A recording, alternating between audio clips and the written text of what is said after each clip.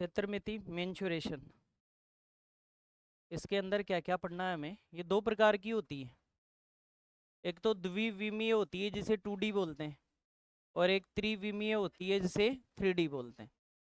2D के अंदर केवल आकृतियों का परिमाप और क्षेत्रफल आता है। 2D के अंदर आकृतियों का केवल परिमाप और क्या आता है, क्षेत्रफल। और 3D के अंदर उनका क्षेत्रफल और आयतन आता है।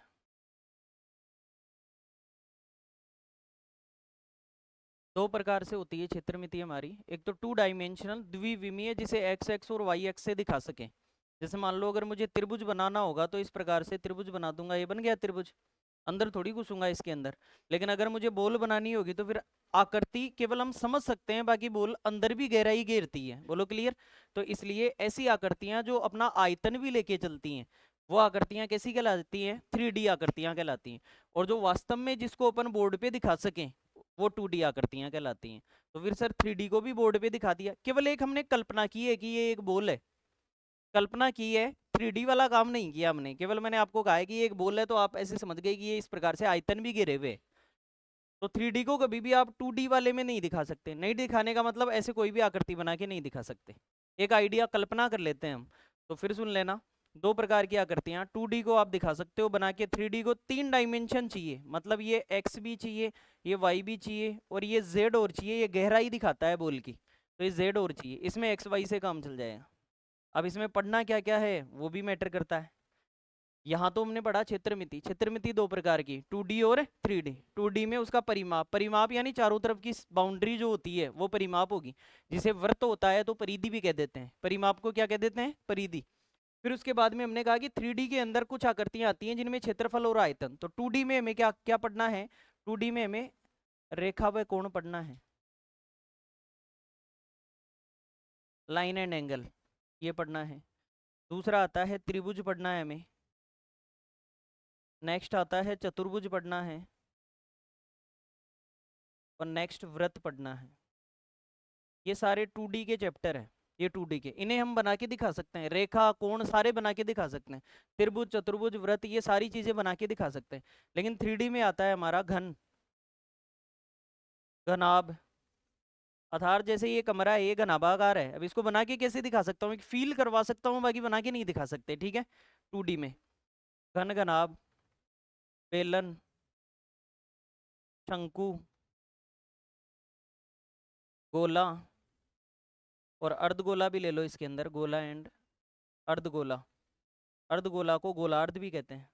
ठीक है, ये आ गया हमारे पास। कुछ एक्स्ट्रा पढ़ना चाहो तो थोड़ा बहुत प्रिज्म पिरामिड भी बता दूंगा। ये हमारा सिलेबस है। फिर सुन लेना, क्षेत्रमिति में अगले आने वाली 5-7 क्लासों में हमारा यही मैटर चलने वाला है। पहले 2D कंप्लीट करेंगे, फिर 3D कंप्लीट करेंगे। ज़्यादा मैटर है नहीं, थोड़ा थोड़ा जानना है केवल।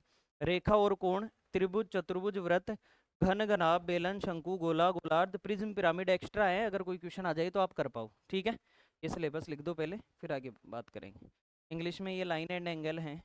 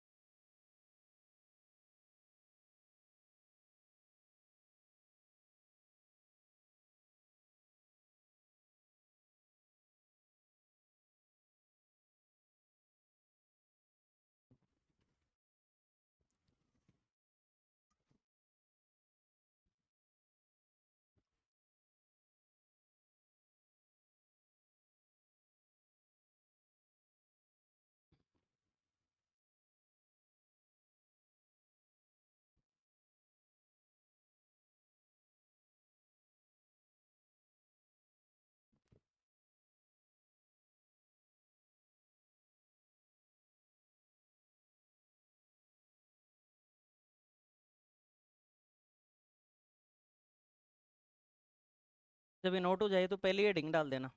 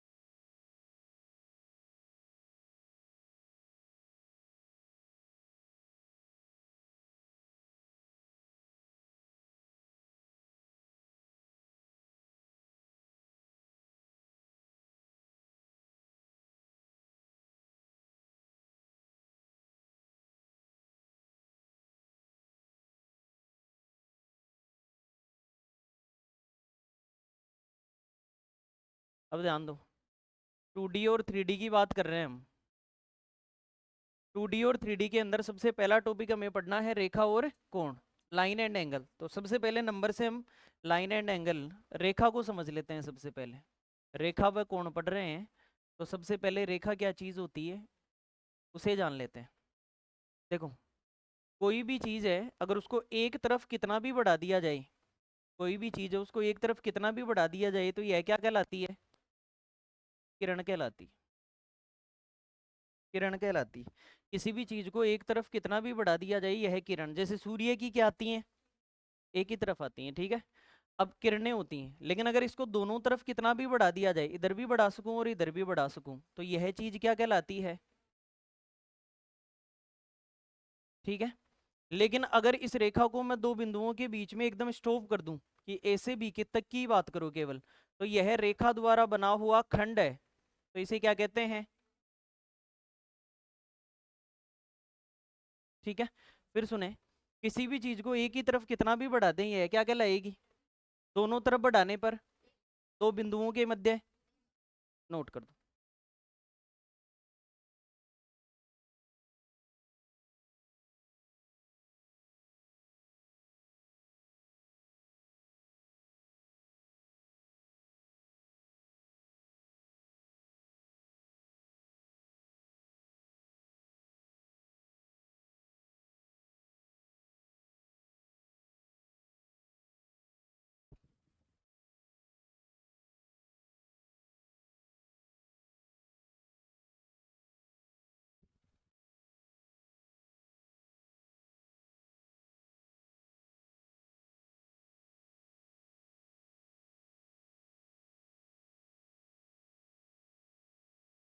ठीक है। रेखा के बारे में इतना सा ही पूछा जा सकता है कि किसी भी ऐसी चीज जिसको एक ही पथ पर बढ़ाया जाए तो वह क्या कहलाएगी? दोनों तरफ बढ़ाया जाए, दो बिंदुओं के मध्य रेखाखंड, सेगमेंट। इसके बाद में हमें पता होना चाहिए कि ये बिंदु है और इस बिंदु के चारों ओर कुल कोण कितना होगा। ये हमने पाई चार्ट में भी पढ़ा था, जब पाई ग्राफ मैंने बताया, तो एक बिंदु के चारों ओर कुल कोण कितना? 360 डिग्री बनेगा पूरा कोण। लेकिन अगर मैं इसको एक रेखा के अंदर बांट दूं तो एक रेखा के चारों तरफ कोण कितना? 360। पूरा कोण जो पूरा एंगल अगर अपन देखें तो पूरा कोण कितने डिग्री बन गया? 360 डिग्री। लेकिन अगर मैं इसको आधा आधा बांट दूं तो 360 का आधा, एक तरफ कितना और दूसरी तरफ भी कितना? बोलो क्लियर, दोबारा सुने। एक बिंदु के चारों ओर कोण कितना? एक रेखा के चारों ओर, इसका मतलब एक बिंदु के चारों ओर ही हो गया ये एक प्रकार से। एक बिंदु के चारों ओर कुल कोण कितना? 360। उसके बाद में मैंने आधा आधा बांटा, तो आगे से अगर आपसे कोई ये पूछे कि एक रेखा के एक ही तरफ बना हुआ कोण कितना, आपके सिलेबस में सरल रेखा ही है, आपके सिलेबस में कैसी रेखा है, सरल रेखा यानी स्ट्रेट लाइन, वरना रेखाएं मैथ में ऐसी भी होती हैं, इसे भी रेखा कहते हैं, ठीक है, ये भी रेखा है, वक्राकार रेखा है, लेकिन आपके सिलेबस में केवल स्ट्रेट लाइन है, और स्ट्रेट लाइन के एक ही तरफ बना हुआ कुल कोण कितना, 180, दोनों तरफ मिला के कितना बनेगा, 360, ये ध्यान रखना है, ठीक है। अब देखो, अगर इसको मैं 4 भागों में बांट दूं और दो रेखाओं को इस प्रकार से खड़ा कर दूं, तो इसका मतलब 180 भी आधा आधा बढ़ जाएगा। बताओ, यहाँ 0 से चालू करें तो यहाँ कितना, यहाँ 90 और जोड़ेंगे तो 180, 180 में 90 जोड़ेंगे तो, और यहाँ 270 में 90 जोड़ेंगे तो 360। बोलो क्लियर है। फिर सुनना, हमने एक बिंदु के चारों ओर कुल कोण देखा कितना, एक रेखा के दोनों तरफ पूरा कोण मिला के कितना, 360, आधा आधा करें तो 180 और 180, और 4 भागों में बांटे तो 90 90 90 और 90। बोलो क्लियर। पाई का मान क्या होता है, पाई का मान क्या होता है, लेकिन जब कोणों की बात हो तो पाई का मान 180 डिग्री होता है। दोबारा सुन लेना, पाई का मान कितना होता है, 22/7, लेकिन जब कोणों की बात हो तो कितने डिग्री होता है, 180 डिग्री। तो कल को आपसे ये भी पूछ सकता है कि पाई का मान कितना होता है, लेकिन ये पाई जो होता है ये रेडियन में होता है। पाई किसमें, दो प्रकार का डेटा होता है, या तो डिग्री में, तो आपने कोण कोई भी पढ़ा है वो आज तक किसमें पढ़ा है, डिग्री में, उसको किसमें पूछ सकता है, रेडियन में, और रेडियन को डिग्री में। तो पाई का मान वैसे तो 22/7 होता है, लेकिन जहां कोण की बात हो जाए वहां पर पाई का मान 180 डिग्री, जहां कोण की बात हो जाए वहां पाई का मान है। अगर 180 को पाई बोला तो इसके आधे को क्या बोलेंगे, पाई का आधा। 180 का आधा कितना, 90, तो पाई का आधा पाई/2। ऐसे ही 180 का डबल 360 है, तो पाई का डबल क्या हो जाएगा, 2 पाई। कोई भी मान पूछ सकता है आपसे। 60 डिग्री को रेडियन में क्या लिखेंगे, 60 डिग्री 180 का तीसरा हिस्सा है, तो पाई/3 लिखेंगे। क्या लिखेंगे, पाई/। 90 डिग्री को रेडियन में क्या लिखेंगे, पाई/2। 180 डिग्री को रेडियन में पाई, 360 डिग्री को रेडियन में 2 पाई, 45 डिग्री को रेडियन में 4 का भाग देने से आता है, तो पाई में भी 4 का भाग देंगे, पाई/4। 30 डिग्री को रेडियन में 6 का भाग देने से आएगा, तो पाई/6। ऐसा भी पूछ लेता आपसे कि कोई भी मान की पाई/6 का मान बताओ। क्लियर है क्या, बताओ। यहां अगर अपन देखेंगे तो ये होता है 3 पाई/2। पाई का मान 180, 180 का 3 गुना 18 54, 540, और 540 का आधा कितना होता है, 270। बोलो क्लियर। आप मान रखोगे ना पाई का 180, तो हर जगह से डिग्री में मान आ जाएगा। बोलो क्लियर है। कोई भी मान, जैसे यहां से एक छोटी सी बात मैं आगे समझा दूं आपको, कि दो चीजें होती हैं, एक तो आपके पास कोण दे दिया जाए किसमें, डिग्री में, और एक कोण दे दिया जाए किसमें, रेडियन में। कई बार हमें डिग्री से रेडियन बनाना पड़ सकता है और रेडियन से डिग्री बनाना पड़ सकता है। तो जब कभी भी ऐसी आवश्यकता पड़े कि आपको डिग्री से रेडियन बनाना है, तो आपको रेडियन में क्या होता है बताओ, पाई, और डिग्री में क्या होता है, 180। इस डेटा से गुणा कर दोगे तो डिग्री का मान किसमें बन जाएगा।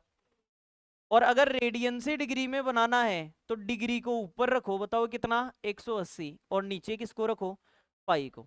समझने वाली बात इतनी सी है कि पाई/180 या 180/पाई से ही मामला सोल्व होगा।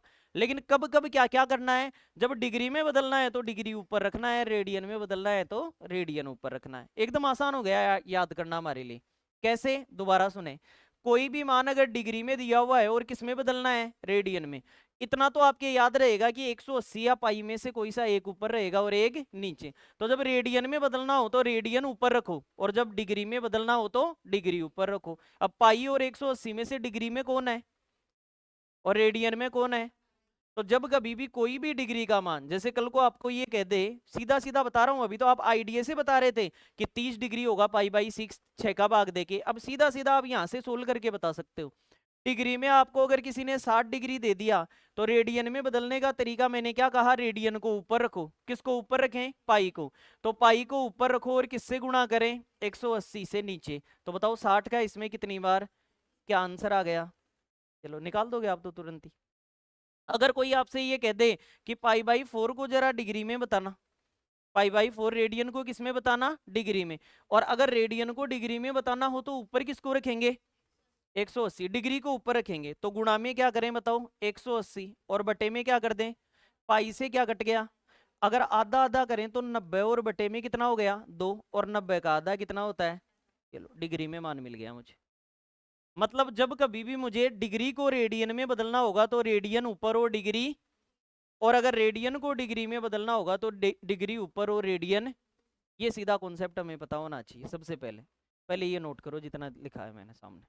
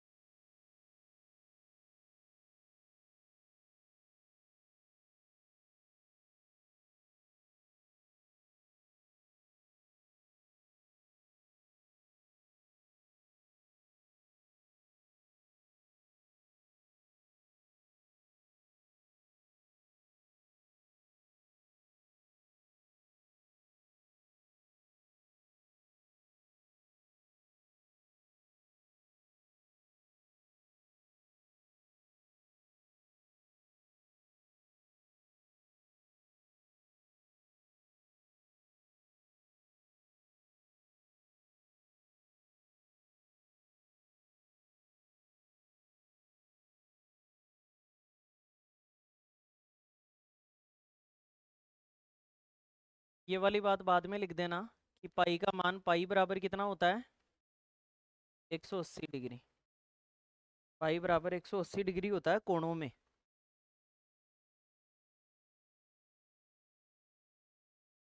और फिर ये नोट कर दो।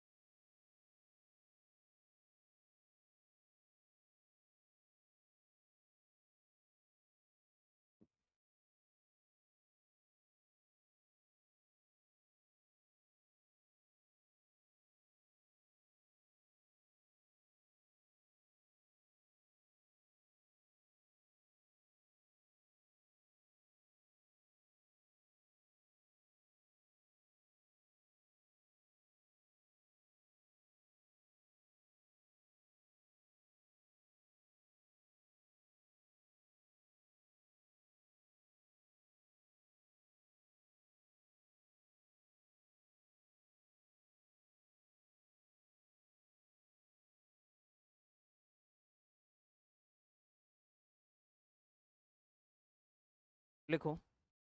निम्न मानों को निम्न मानों को निम्न मानों को डिग्री से रेडियन में बदलो। निम्न मानों को डिग्री से रेडियन में बदलो। निम्न मानों को डिग्री से रेडियन में बदलो।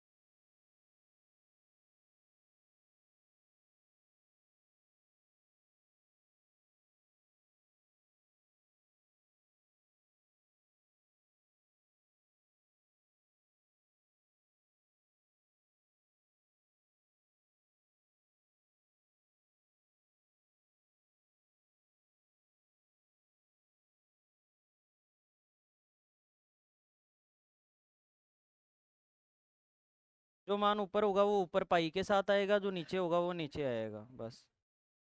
ठीक है। हाँ, तो ये आ गया कितना, यहाँ पाई था ना, पाई बटे 180, ये पाई है, क्या लिखा 11 लिख दिया, पाई है, तो पाई बटे 4 उत्तर आ गया बस। यही तो लिखना था आपको रेडियन में। ठीक है। जैसे मान लो एक को करके बताता हूँ मैं, सामने ध्यान दें। 45 बदलना है किसमें, रेडियन में। रेडियन में ऊपर कौन रहेगा, पाई, तो गुणा में पाई बटे 180 कर दिया। अब 45 का आप चाहे 5 से काट लो, 3 से काट लो, मैं सीधा 45 से काटता हूँ एक बार और ये 4 बार, तो ये पाई बाई क्या आ गया 4। ये चिन्ह रेडियन का होता है, ये सी लगाने वाला चिन्ह किसका होता है, रेडियन का। कंफ्यूज नहीं होना है कि ये ऊपर क्या लगा हुआ है, ये रेडियन का साइन है। ठीक है।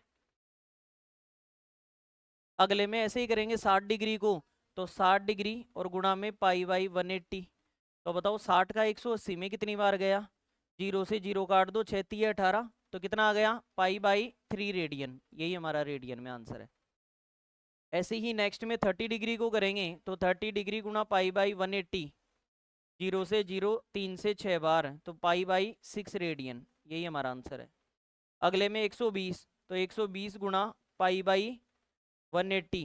बताओ जीरो से क्या कट गया, जीरो, अब 6 से काटो, 6 से कितनी बार, और 6 से, तो ये 2 पाई बाई 3 रेडियन, ये हमारा उत्तर होगा, 2 पाई बाई 3 रेडियन। ऐसे ही अभी अभी हमने 270 को लिखा था 3 पाई बाई 2 रेडियन। ठीक है। 15 डिग्री को कैसे लिखें, 15 और गुणा पाई बटे 180, 15 से 180 12 बार कटता है, तो पाई बटे 12 रेडियन। ये एक इंपॉर्टेंट वैल्यू है 180, 15 गुणा 12 180 होता है, 15 गुणा 12 हमेशा याद रखना, 15 गुणा 12 180। तो 15 का भाग देते हैं तो 12 बार, और 12 का देते हैं तो 15 बार। जैसे 22.5 है, इसका क्या आंसर आ रहा है, पहले पॉइंट हटा लेंगे, या 22.5 गुणा पाई बटे क्या हो जाएगा 180। अब पॉइंट हटा दो, पॉइंट हटाने पर कितना लग गया। अब बताओ 15 का इसमें कितनी बार, 15 बार, 15 का वर्ग है ना, तो 15 के वर्ग में 15 का कितनी बार, 15 बार। और अभी मैंने कहा इसमें कितनी बार, 12 बार। अब 3 से काट दो, ये 4 बार, और ये कितनी बार, 5 बार, 5 से ये कितनी बार, 2 बार, पाई बटे 4 दूनी पाई बटे 8 रेडियन ही उत्तर है। यही आ रहा था क्या, कईयों का तो अलग ही आ रहा था, मुझे ऐसा लग रहा है अभी। दोबारा सुने, 22.5 था, पॉइंट हटा के नीचे क्या लगा दिया 10। अपन करते क्या है, पाई बटे 180। अब मैंने 15 से काटने की सोची, तो 225 में 15 का भाग कितनी बार, 15 बार। वर्ग में हमेशा एक बार, मतलब जितना है वो 2 बार लिखा हुआ होता है। जैसे 49 है तो इसमें 7 कितनी बार है, 2 बार, 7 गुणा 7। 64 है तो 8 गुणा 8। 36 है तो 6 गुणा 6। तो 225 है तो 15 गुणा 15। तो एक बार 15 से 15 बार गया, इसमें कितनी बार गया, 12 बार। फिर मैंने 3 से काट दिया 4 बार, 3 से 5 बार, 5 से ये 2 बार कट गया, तो नीचे 4 और 2 आ गए गुणा में, तो 4 दूनी 8, ऊपर पाई है, तो पाई बटे 8 रेडियन हमारा आंसर है। ऐसे ही 12 डिग्री को बोला जाए, तो मैं 12 गुणा क्या करूंगा, पाई बटे 180। अब बताओ 15 गुणा 12 होता है, तो 12 से भाग कितनी बार गया, तो पाई बटे 15 रेडियन। यही हमारा उत्तर है। अगर आपको इतना बड़ा भाग देना नहीं आ रहा, तो पहले 3 का दे लो, किसने मना किया है, 2 का दे लो, फिर धीरे धीरे भाग देके फिर सोल्व कर लो। आएगा समझ में। पॉइंट को हटाकर केवल 10 लगा दिया नीचे, फिर काटा पीटी कर ली। ठीक है।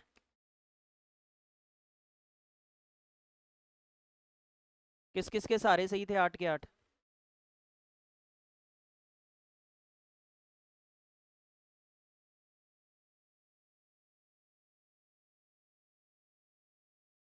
सही थे सारे।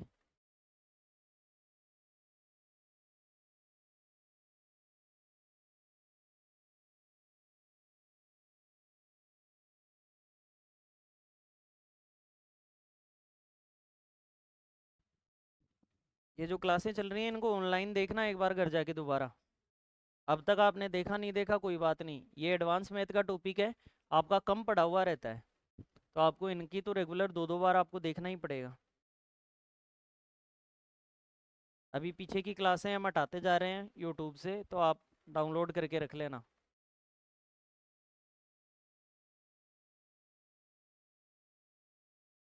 तो जैसे आपने डिग्री से रेडियन में बदले, वैसे ही रेडियन से डिग्री में भी बदल सकते हो आराम से। बस पाई बटे 180 की जगह क्या करेंगे, ठीक है।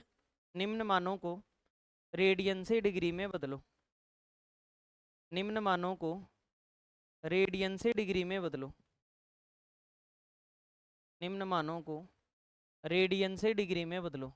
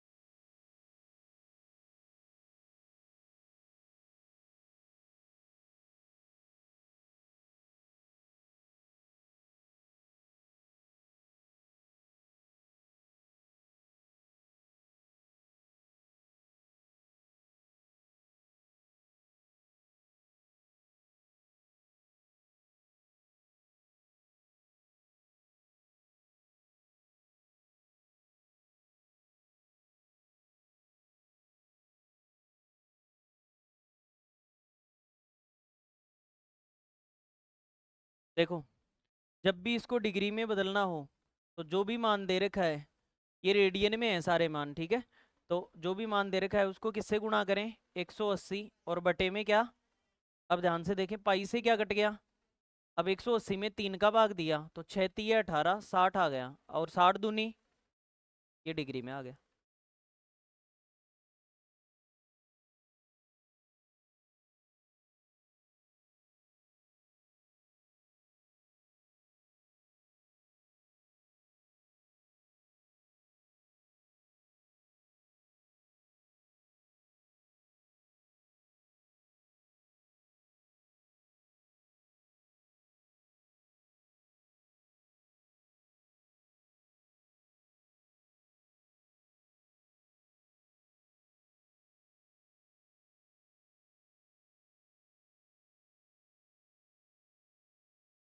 ठीक है, आप एक काम ये भी कर सकते हैं, इन्होंने जैसा बताया कि आप ये याद नहीं रखना, ये तो याद रखने के लिए है, कल को आपको डिग्री फिर रेडियन में बदलवाएगा तो दिक्कत होगी। सामने ध्यान दें, जैसे अभी हमने क्या किया, 180 बटे पाई, तो जब रेडियन में बदलना होता है तो पाई बटे 180, इसलिए याद रहता है। वरना इन्होंने ये कहा कि अपन पाई की जगह 180 भी तो लिख सकते हैं, वो डिग्री में आ जाएगा। पाई का मान डिग्री में कितना होता है, अभी थोड़ी देर पहले मैंने बताया, पाई का मान डिग्री में कितना होता है, कहीं ना कहीं तो बताया होगा, ये रहा पाई का मान डिग्री में 180। तो जहां भी पाई लिखा हुआ है वहां पर अपन क्या लिख सकते हैं, जैसे इस सवाल में आप ये 180 बटे पाई में, ज्यादा बढ़िया तो ये रहेगा यही लिखो, क्यों, क्योंकि वरना भूल जाओगे कि करना किससे, 180 बटे पाई और पाई बटे 180, इससे आंसर आ जाएगा।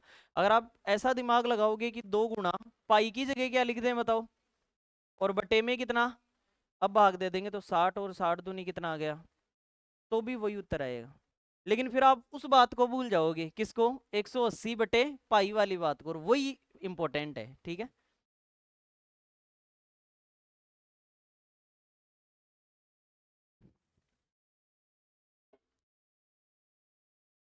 देखो, जहां जहां भी ये मान है 3 पाई/2, इसको गुणा करो 180 बटे पाई से, पाई से पाई कट गया, 2 से 90, 90 का 3 गुना 270 डिग्री। यहाँ पर सीधा हमने पाई/5 इसको गुणा कर दिया 180 बटे पाई से पाई कट गया, 180 में 5 का भाग दिया, कितने डिग्री आ गया, 36 डिग्री। यहाँ पर पाई/8 गुणा कर दिया 180 बटे पाई से पाई कट गया। अब इसको 2 से काटो, देखें 4 आ गया, और ये कितना 90, फिर 2 से काटा तो 45/2, ये 22.5 डिग्री आ गया, ठीक है। उसके बाद में यहाँ करेंगे अपन, तो 2/7 पाई गुणा 180 बटे पाई, पाई से क्या कट गया पाई, 180 का डबल 360 बटे में 60 डिग्री, यही आंसर है। 7 का भाग दो तो पॉइंट में आ जाएगा, ठीक है। उसके बाद में यहाँ 11 पाई बटे 12 गुणा 180 बटे क्या कर देंगे पाई, पाई से क्या कट गया, 180 वो वैल्यू है जो 15 गुणा 12 रखती है, 15 गुणा 12, तो 12 से 12 कट गया तो क्या बचा, तो 15 गुणा 11 कितना हुआ, 165 डिग्री। ये हमारा आंसर आ गया डिग्री में, नोट कर दो।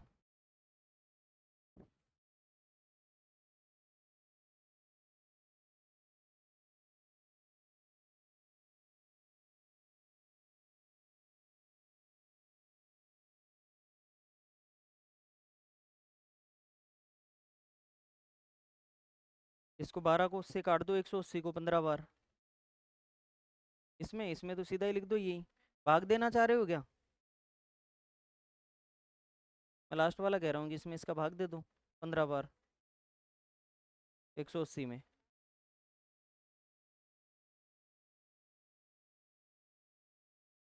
क्या कह रहे हो, 2 से काट दिया, आधा हो गया 4 आधा। हाँ तो 180 में 5 का भाग देने पर ये आता है, याद है मुझे इसलिए डायरेक्ट लिख दिया।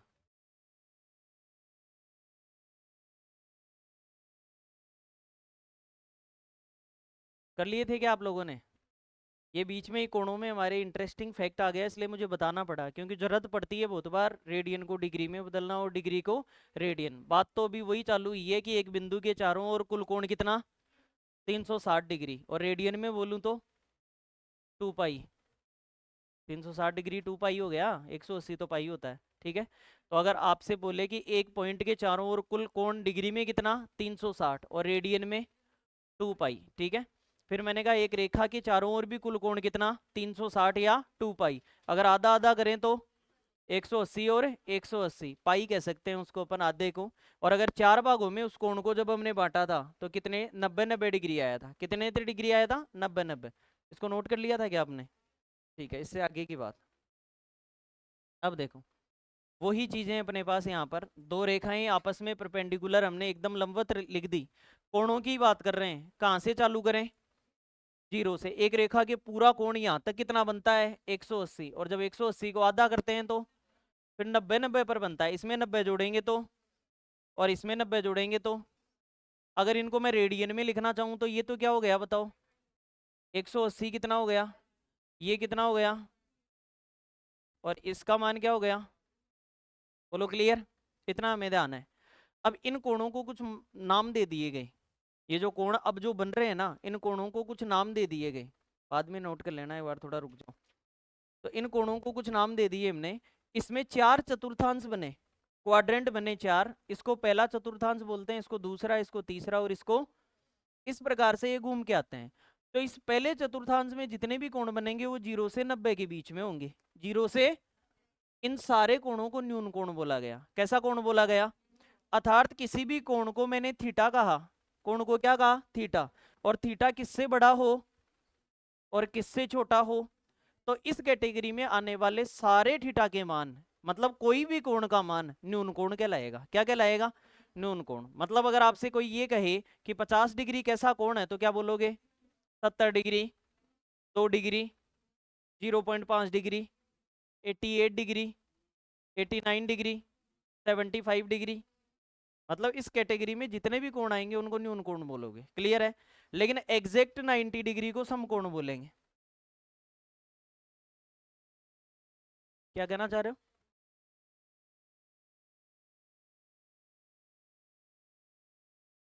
इसके बीच में थीटा, थीटा मैंने किसी भी कोण को माना है, कोई भी कोण, जैसे किसी भी मान को हम x मान लेते हैं कि कोई भी मान, ऐसे ही कोई भी कोण को माना जाता है तो क्या मान लिया मैंने, थीटा मान लिया। अब थीटा का मान किससे बड़ा हो, 0 से, और किससे छोटा हो, 90 से, इसके बीच में सारे मान अगर कोई भी थीटा का मान है तो वो न्यून कोण है, ठीक है। 2 डिग्री, 5 डिग्री, 10 डिग्री पॉइंटों में है, कितना भी है, इनके बीच में मान है तो वो कैसा होगा, न्यून कोण, इसे एक्यूट एंगल बोलते हैं।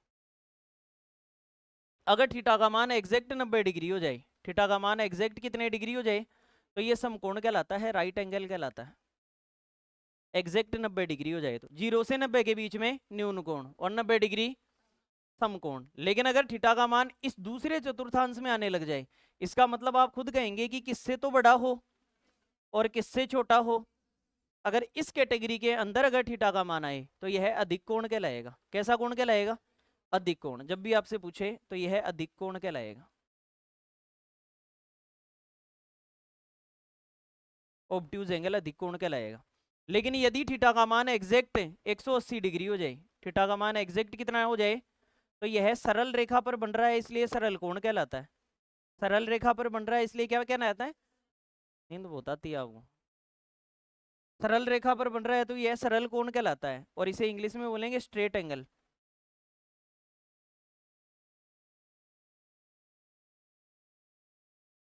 स्ट्रेट एंगल, ठीक है, ये आ गया हमारा स्ट्रेट एंगल। अब देखो इसका दूसरा नाम होता है रिजु कोण।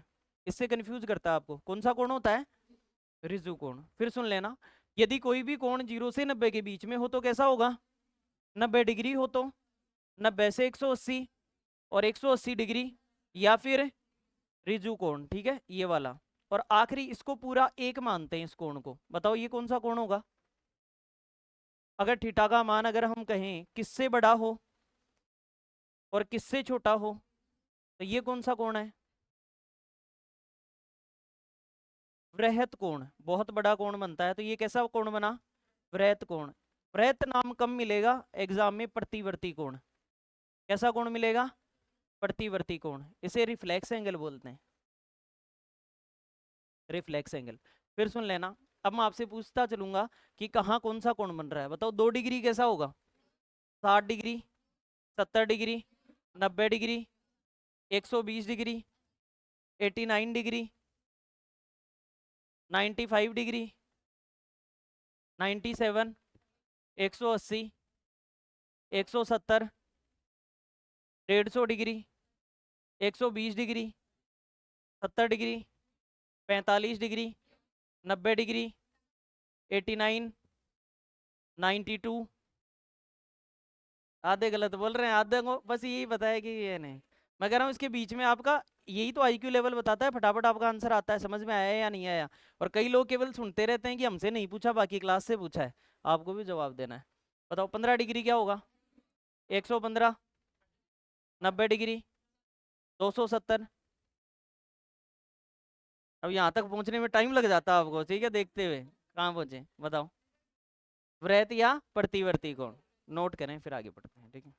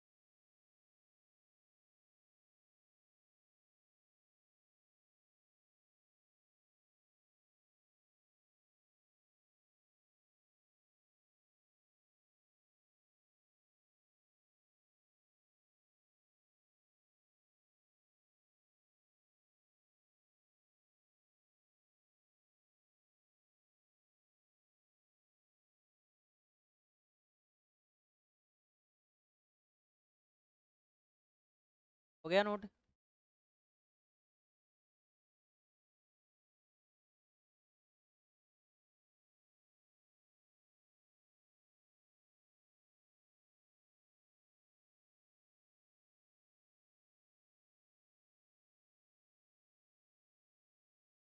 ये जिधर मुंह खुला हुआ रहता है वो बड़ा होगा। ये जो ग्रेटर देन और लेस देन वाला साइन होता है ना, जिधर मुंह खुला होता है वो बड़ा होगा उधर वाले से। ठीक है, जिधर मुंह खुला हुआ रहेगा वो बड़ा होगा पीछे वाले से। इतना याद रखा करो। जैसे इसका मुंह थीटा की ओर खुला हुआ है तो थीटा यहाँ लिखा हुआ मान बड़ा होगा उससे। तो थीटा किससे बड़ा होगा और 90 किससे बड़ा होगा?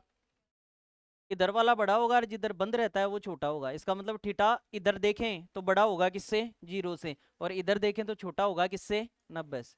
ठीक है।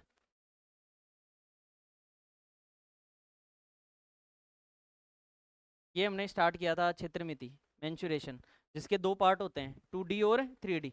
और 2D में परिमाप और क्षेत्रफल देखते हैं और 3D में क्षेत्रफल और आयतन देखते हैं। सबसे पहले 2D के अंदर रेखा और कोण, त्रिभुज, चतुर्भुज और वृत्त आता है। 3D के अंदर आता है आपका घन, घनाभ, बेलन, शंकु, गोला, गोलार्ध, प्रिज्म, पिरामिड। आने को तो और भी बहुत सारी चीजें आती हैं, लेकिन आपके सिलेबस में इतना ही है। प्रिज्म पिरामिड भी आ जाए तो आ जाए, मुझे प्रीवियस ईयर देखने पड़ेंगे। आया हुआ है क्या क्वेश्चन प्रिज्म पिरामिड का? अगर नहीं आएगा तो इसको अपन नेगलेक्ट कर देंगे। ठीक है। उसके बाद में हमने रेखा और कोण से पढ़ना शुरू किया। किसी भी चीज को एक ही तरफ कितना भी बढ़ाया जाए क्या कहलाती है? दोनों तरफ बढ़ाने पर। दो बिंदुओं के मध्य, एक बिंदु के चारों ओर पूरा कोण, एक रेखा के चारों ओर बना हुआ, एक रेखा के एक ही तरफ बना हुआ, एक रेखा अगर दो रेखाएं बना दें, चार भागों में बांट दे तो कितना था? 90 डिग्री बढ़ जाएगा सारा। मैंने फिर ये कहा कि पाई का मान 22/7 होता है, लेकिन कोणों में कितना होता है? 180 डिग्री। फिर मैंने कहा डिग्री और रेडियन को बदलना सीख लो। क्यों? क्योंकि डिग्री, अगर डिग्री अलग मान होता है और डिग्री का 180 डिग्री का रेडियन में मान क्या होता है? पाई। तो ओवरऑल हमने डिग्री और रेडियन को सीखा। जब रेडियन में बदलो तो पाई ऊपर और 180 नीचे, और जब डिग्री में बदलो तो डिग्री ऊपर और पाई नीचे। फिर हमने कुछ प्रैक्टिस की जिसमें आपने फटाफट आंसर बता दिए मुझे। उसके बाद में हमने ये कोण पढ़े। मैंने कहा ये जो चार कोण बनेंगे ना, इनको बांट लेते हैं। 0 से बड़ा कोण और 90 से छोटा तो न्यून कोण एक्यूट एंगल कहलाया। जब थीटा का मान 90 डिग्री हो तो समकोण, 90 से 180 हो तो अधिक कोण, 180 डिग्री हो तो सरल या फिर रिजु कोण, और 180 से 360 के बीच में हो तो वृत्त या प्रतिवर्ती कोण। ये वाला कोण हमने पढ़ा। मुझे बताना 17 डिग्री कैसा होगा?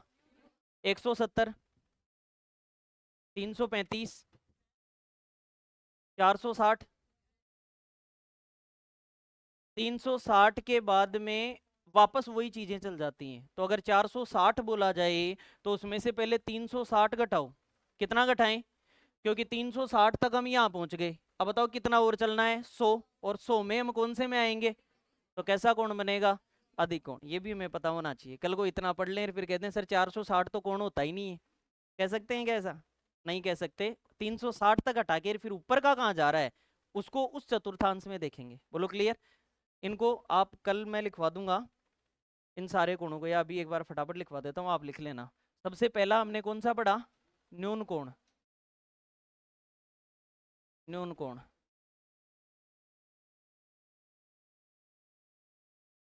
इसके अंदर थीटा का मान किससे बड़ा होगा और किससे छोटा होगा? 90 से। सेकंड वाला आता है समकोण।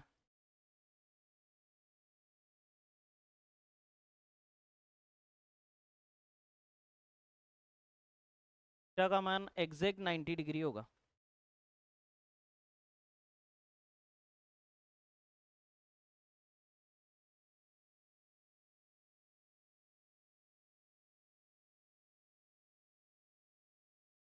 ये 90 से तो बड़ा होगा और 180 से छोटा होगा।